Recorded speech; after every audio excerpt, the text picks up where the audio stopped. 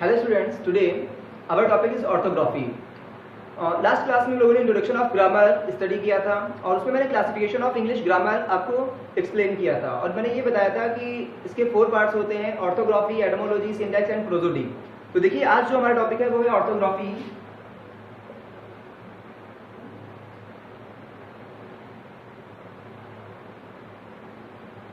देखिए ऑर्थोग्राफी को हम वर्ण विन्यास बोलते हैं। क्या बोलते हैं?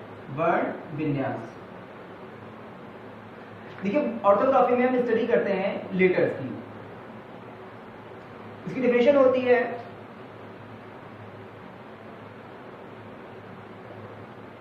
Learning of English letters and their arrangement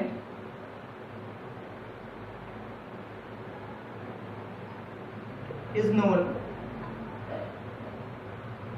as orthography।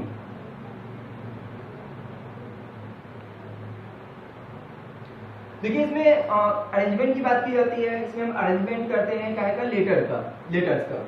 ठीक है, ऑर्थोग्राफी में स्टडी की जाती है लेटर्स की। How many types of letter, कितने लेटर होते हैं, कितने वॉवेल, कितने कॉन्सोनेंट, सब चीजों को हम स्टडी करते हैं। तो there are 26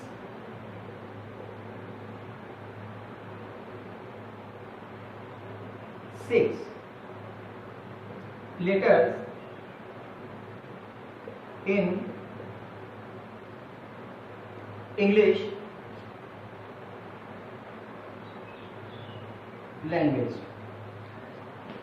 there are 26 letters in English language. देखिए 26 लेटर होते हैं इंग्लिश लैंग्वेज में और कह सकते हैं कि इनमें जो अल्फाबेट होते हैं,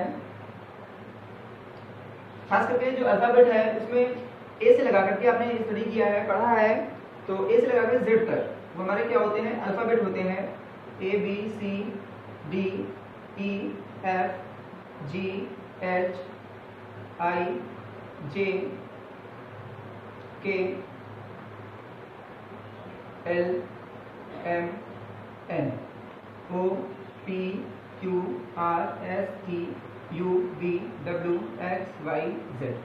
तो ये 26 लेटर्स हैं और इन 26 लेटर्स की हम इसमें स्टडी करते हैं। अब देखिए यहाँ से जो अल्फाबेट होता है इसकी डेफिनेशन होती है सेट ऑफ या a group of letters, the group of letters और a set of letters used in writing a set of letters. अक्सर देखिए कंफ्यूजन होती है कि लेटर और अल्फाबेट में क्या डिफरेंस होता है। लेटर और अल्फाबेट में क्या डिफरेंस होता है? तो ए सेट ऑफ लेटर्स, ये क्या होता है? एक सेट ऑफ लेटर्स होता है used in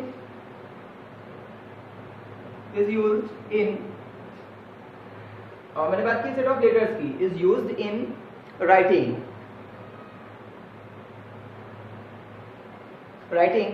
English is known as alphabet। ठीक है, तो देखिए मैंने सेट ऑफ लेटर की बात की तो ये पूरा सेट है ए से लगा करके जेड तक। ठीक है, और इसमें ये जो सिंगल ये दे रखे हैं ये लेटर है। ठीक है, जब कभी भी हम इसको सिंगल पढ़ेंगे तो ये लेटर होंगे और ये ग्रुप में दिए हुए हैं ए से लगा करके जेड तक, ए टू जेड तक, दैट इज अल्फाबेट। तो लेटर को हम सिंपली कह सकते हैं the letters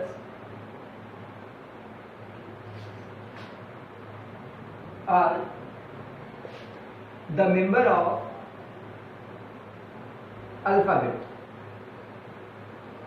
ठीक है, तो ये अल्फाबेट के क्या होते हैं? मेंबर होते हैं। जैसे मैंने यहाँ पर ए लिख दिया, इसके बाद में सी लिख दिया, डी लिख दिया, एफ लिख दिया, एस लिख दिया, जे लिख दिया, तो ये मैंने लिख दिया। तो ये क्या है? लेटर है, सी लेटर है, डी लेटर है, एफ लेटर है, एस लेटर है, जे लेटर है। लेकिन यही जब ये ग्रुप में आएंगे तब ये क्या कहलाएंगे? अल्फाबेट कहलाएंगे। तो ये डिफरेंस होता है अल्फाबेट और लेटर्स में। नेक्स्ट देखिए इसके बाद में जो ऑर्थोग्राफी में एक चीज का डिस्कशन किया गया है वो ये है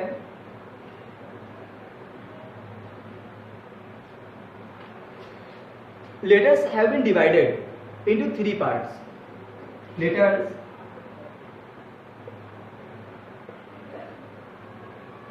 have been divided into 3 parts. देखिए फर्स्ट पार्ट जो इसका होता है वो होता है वॉवेल। क्या होता है? वॉवेल। अब देखिए वॉवेल क्या होता है, आपने हम लोगों ने डिस्कस अक्सर जो स्टडी किया है वॉवेल की, तो हमको ये पता होता है कि A, E, I, O, U, there are 5 vowels in English alphabet. तो 5 जो होते हैं हमारे वॉवेल्स होते हैं। तो वॉवेल की जो डिफिनेशन होती है एक्चुअल में क्या होती है, देखिए वॉवेल की डिफिनेशन ये होती है कि the vowel is a sound. क्या है? The vowel is sound, it is free. देखिए वॉवेल जो होता है वो एक साउंड होता है और ये क्या होता है? फ्री होता है, नेचुरल होता है। इसकी जो कह सकते हैं कि जो वॉवेल हम बोलते हैं A, E, I, O, U, ये नेचुरल है और ये साउंड है, ठीक है। ये किसी के ऊपर बेस्ड नहीं है। इनकी जो वॉइस निकलती है, इनकी जो साउंड निकलती है वो फ्री होती है, उसको किसी को टच नहीं करती, किसी को मतलब वोकल कॉर्ड्स को।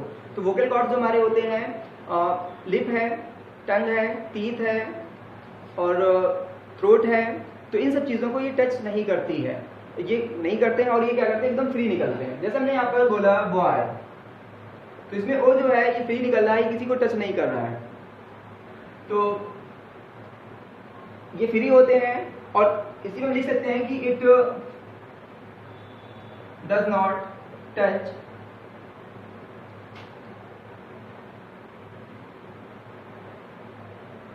The parts of vocal cords।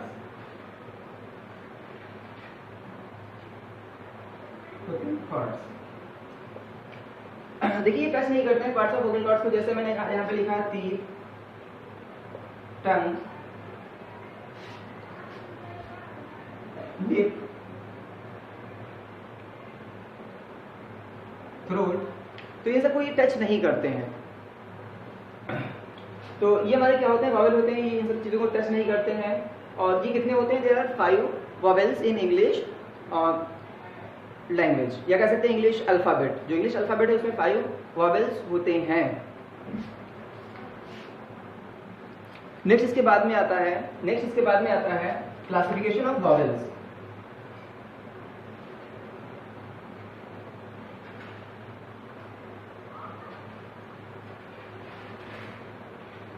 देखिए क्लासिफिकेशन ऑफ वॉवेल्स। देखिए वॉवेल्स को हम 3 हिस्सों में इसको क्लासिफाई करते हैं। The vowels have been classified into 3 parts या 3 कैटेगरीज। तो देखिए हम होता क्या है, अक्सर कभी कभी किसी वर्ड में सिंगल वॉवेल का यूज करते हैं या डबल वॉवेल का यूज करते हैं या 3 वॉवेल का यूज कंटिन्यू करते हैं। देखिए साउंड को निकालने के लिए हमको 3 तरीके से कह सकते हैं यूज करना पड़ता है किसी भी वॉवेल को। तो एक होता है मोनोथॉर्म, जैसे मैंने यहाँ पर लिखा मोनोथॉर्म। फर्स्ट होता है मोनोथॉर्म, इसको बोलते हैं एकल स्वर। तो मोनोथॉर्म क्या होता है कि जब किसी भी हम वर्ड में जब एक वॉवेल का यूज करें, जैसे हमने यहाँ पर लिखा रेड, फिर मैंने यहाँ पर लिखा रैट, यहाँ पर मैंने लिखा कैट। अब देखिए यहाँ पर एक वॉवेल का यूज हो रहा है, ठीक है, इसका यूज हो रहा है, एक वॉवेल का यूज हो रहा है, ठीक है। तो ये कह सकते हैं कि मोनोथॉर्म है। नेक्स्ट इसके बाद में जो सेकंड आता है वो होता है डिप्थॉर्म। क्या होता है? डिप्थॉर्म होता है।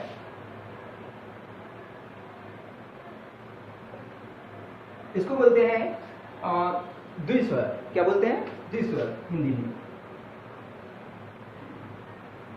तो ऐसे वर्ड जहां पर हम एक वॉवेल का यूज करके भी साउंड नहीं दे पा रहे हैं, तब वहां पर क्या होता है कि डबल साउंड का यूज होता है। जैसे हमने यहाँ पर एक वर्ड लिखा रीड, ठीक है, या हमने लिखा रीड, या मैंने लिख दिया यहाँ पर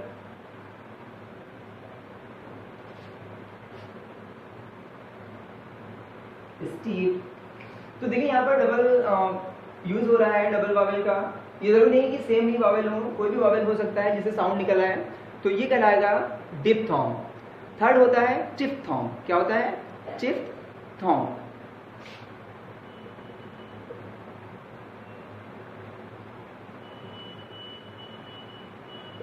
इसको बोलते हैं त्रिस्वर। देखिए कभी कभी एक वर्ड में हम 3 वॉवेल का यूज करते हैं। कितने वॉवेल का यूज करते हैं? 3 वॉवेल्स का यूज करते हैं, तो उसको बोलते हैं ट्रिप्थॉन। जैसे मैंने यहाँ पर लिखा लाइव, या मैंने लिखा रिव्यू, तो देखिए यहाँ पर 3 वॉवेल आए। हालांकि यहाँ पे W जो दिया हुआ है ये कॉन्सोनेंट में आता है, ऐसा आपको पता होगा। लेकिन देखिए जो W होता है, जब ये एज ए सेमी वॉवेल काम करता है, एज ए सेमी वॉवेल, इसको मैं भी डिस्कस करूंगा लास्ट में। तो W जो है ये सेमी वॉवेल है, ये वॉवेल की तरह भी यूज होता है और कॉन्सोनेंट की तरीके से भी यूज होता है। तो यहाँ पर ये लास्ट में यूज हुआ है, जिसकी एक वो होता है कि जब वॉवेल स्टार्टिंग में आ जाए कभी W, तो वो कॉन्सोनेंट पे यूज होता है, और लास्ट में आ जाए तब वॉवेल की तरह यूज होगा, क्योंकि ये साउंड दे रहा है यहाँ पर। तो यहाँ पर कह सकते हैं कि ये कंटिन्यू जब 3 बार हम यूज करें कहेगा वॉवेल का, तब वहाँ पर क्या होगा कि ट्रिप साउंड होगा। मतलब ट्रिप यहाँ पर 3 हम वॉवेल्स का यूज कर रहे हैं, 3 साउंड का यूज कर रहे हैं, ठीक है। जैसे मैंने यहाँ पे एक वर्ड और लिखा ब्यूटी। देखिए यहाँ पर 3 एक साथ में आ गए हैं, जिनको हम बोलते हैं साउंड। ये ट्रिप साउंड कहलाएगा। तो ये क्लासिफिकेशन हो गया आपका वॉवेल का। नेक्स्ट इसके बाद में आता है consonant.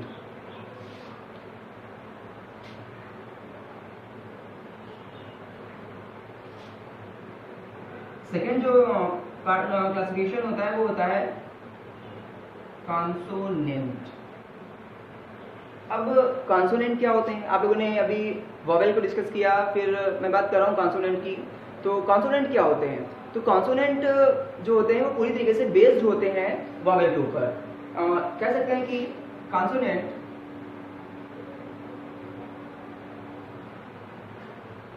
Are completely based on vowel। देखिए पूरी तरीके से बेस्ड होते हैं। जैसे मैंने यहाँ पर लिखा बी, तो देखिए इसमें बी जो है ये प्रोनाउंसिएशन जब हम इसका करेंगे तो इसमें ई निकल रहा है। तो कह सकते हैं कि जो ये ई है ये कहीं ना कहीं साउंड दे रहा है। तो कह सकते हैं कि ये बेस्ड होते हैं किसके ऊपर? कोई भी कह सकते हैं लेटर बिना साउंड के पढ़ा ही नहीं जा सकता है। जैसे मैंने यहाँ पर लिखा एफ, तो एफ को हम कैसे लिखेंगे? फिर मैंने यहाँ पर लिखा एच, ये एच हो गया, ये पहले निकल रहा है एच। तो पूरी तरीके से जो कॉन्सोनेंट होते हैं वो बेस्ड होते हैं किसके ऊपर? वॉवेल के ऊपर, ठीक है। और फिर इनकी खास बात ये होती है कि मैंने बताया था कि जो वॉवेल होता है वो टच नहीं करता है लिप को, टीथ को, टंग को, थ्रोट को, इन सबको टच नहीं करता है, लेकिन ये टच करते हैं, इन सबको टच करते हैं। जैसे मैंने बी का प्रोनाउंसिएशन किया बी, तो हमने लिप को टच किया आपने, ठीक है। कोई भी वर्ड एच, सी, तो टंग का हमने यूज किया। तो जितने भी जो कॉन्सोनेंट होते हैं ये टोटली बेस्ड होते हैं वॉवेल के ऊपर, ना कि इनकी खुद की होती है, ये हमेशा बेस्ड होते हैं। थर्ड होता है सेमी वॉवेल। थर्ड जो आता है वो आता है सेमी वॉवेल।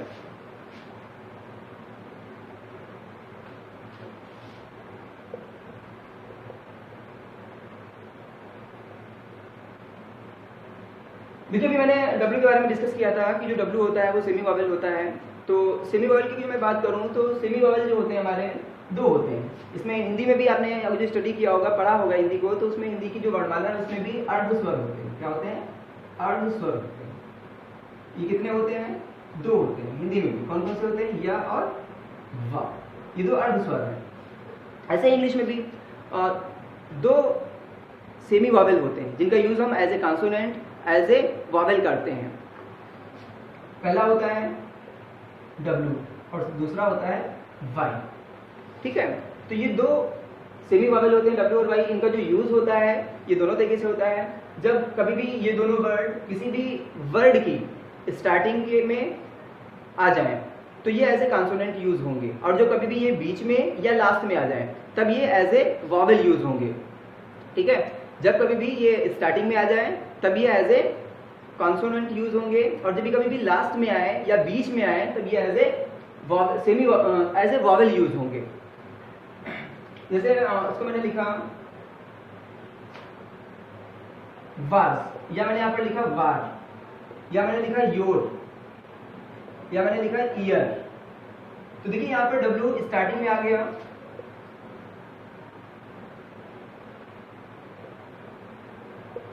तो ये एज ए कॉन्सोनेंट यूज होगा। कैसे यूज होंगे? कॉन्सोनेंट। क्योंकि ये साउंड नहीं दे रहे हैं, ये यूज होंगे एज ए कॉन्सोनेंट।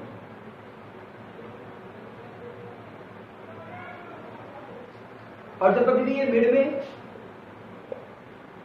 या फिर लास्ट में आए किसी भी वर्ड के, तो ये यूज होंगे एज ए वॉवेल। कैसे यूज होंगे, जैसे मैंने यहाँ पर लिखा, इसी का वास का अपोजिट लिख दिया मैंने सा, देखिए लास्ट में आ का प्रोनाउंसिएशन निकल रहा है। फिर मैंने लिख दिया रा, ठीक है। फिर मैंने लिख दिया यहाँ पर ब्यूटी, या मैंने लिख दिया ट्राई। तो देखिए यहाँ पर जो वाई है ये प्रोनाउंसिएशन कह सकते हैं कि साउंड दे रहे हैं, इसलिए ये सेमी वॉवेल है या एज ए वॉवेल यूज हो रहे हैं। कैसे यूज हो रहे हैं, एज ए वॉवेल। तो देखिए इनका जो यूज होता है वो दो तरीके से होता है, एज ए कॉन्सोनेंट भी होता है, एज ए वॉवेल भी होता है। तो स्टार्टिंग में आ जाए तो ये एज ए कॉन्सोनेंट यूज होंगे, और ये कहीं भी बीच में या लास्ट में आए तो ये ऐसे वॉवेल यूज होंगे। देखिए बीच में की बात की, जैसे मैंने यहाँ पर लिखा डाई, तो देखिए यहाँ पर बीच में आया, क्या आया, यहाँ पर बीच में आया, तो यहाँ पर ये क्या होगा, एज ए कॉन्सोनेंट यूज होगा, डाई, sorry as a vowel use होगा, ठीक है। क्यों, क्योंकि यहाँ पे बीच में आया। तो जब कभी भी किसी वर्ड के बीच में कोई भी डब्ल्यू और वाई में से मिल जाए या लास्ट में मिल जाए तो एज ए वॉवेल यूज होगा, और स्टार्टिंग में मिल जाए तो ये यूज होगा एज ए कॉन्सोनेंट। तो मेरे हिसाब से आपको समझ में आ गया होगा ऑर्थोग्राफी। देखिए ऑर्थोग्राफी जो है उसमें हम स्टडी करते हैं। सबसे पहले मैंने आपको डिस्कस किया कि ऑर्थोग्राफी क्या होगी, तो मैंने बताया कि learning of English letters and its arrangement is known as orthography. फिर मैंने आपको लेटर के बारे में बताया कि there are 26 letters in English.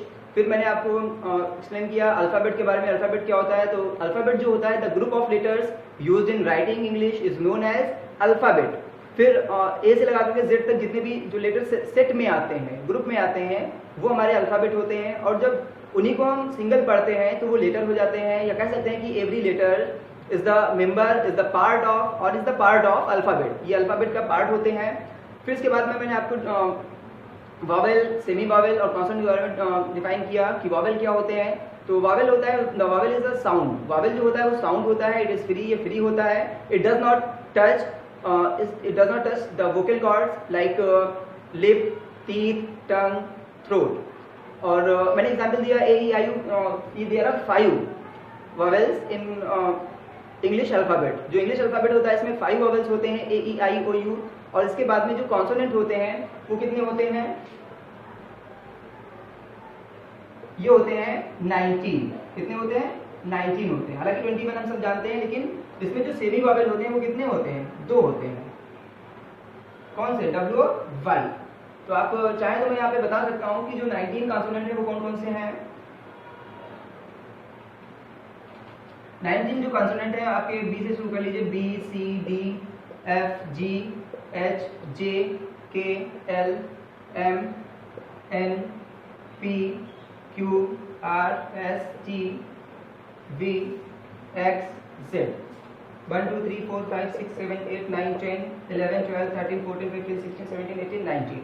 तो देयर आर 19 कॉन्सोनेंट। और सेमी वॉवेल कितने हुए, डब्ल्यू और वाई 2। और आपके वॉवेल कितने हो गए, 5। तो टोटल हो गए 26। 26 लेटर्स इन इंग्लिश अल्फाबेट। तो मेरे हिसाब से आपको समझ में आ गया होगा कि वॉवेल कितने हैं, 5 है, कॉन्सोनेंट 19 है, सेमी वॉवेल कितने हैं, डब्ल्यू और वाई है। नेक्स्ट डे में आपको एटमोलॉजी के बारे में डिस्कस करूंगा या उसके बारे में एक्सप्लेन करूंगा कि एटमोलॉजी क्या होती है। Thank you students.